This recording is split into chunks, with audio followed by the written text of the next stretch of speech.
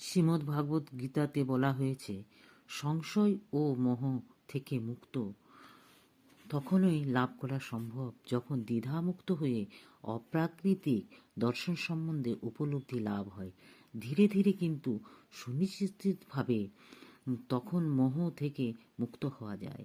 অন্ধভাবে কোনো কিছুই গ্রহণ করা উচিত নয়।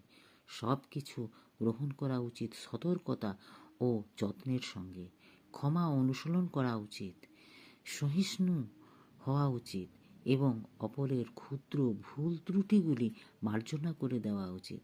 সত্যম অর্থাৎ প্রকৃত তথ্য অপরের হিতের জন্য যথাযথভাবে প্রদান করা উচিত। সত্যকে কখনোই বিকৃত করা উচিত নয়। সামাজিক রীতি অনুসারে বলা হয় যে সত্য কথা কেবল তখনই বলা যেতে পারে যখন তা অপরের প্রীতিকর হয়, কিন্তু সেটি সত্যবাদিতা নয়। দৃঢ়তা ও সপ্রতিভতার সঙ্গে অকপটভাবে সত্য বলা উচিত, যাতে যথার্থ তত্ত্ব সম্বন্ধে যথাযথভাবে সকলে অবগত হতে পারে। কোনো মানুষ যদি চোর হয় এবং অপরকে যদি সেই সম্বন্ধে সাবধান করে দেওয়া হয়, তবে সেটি সত্য। যদিও সত্য কখনো কখনো অপ্রিয় হতে পারে, কিন্তু তার থেকে নিরস্ত্র হওয়া কখনোই উচিত নয়।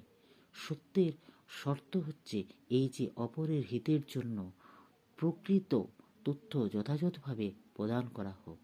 সেটি সত্যের সংজ্ঞা। প্রভু সবার মঙ্গল করুক।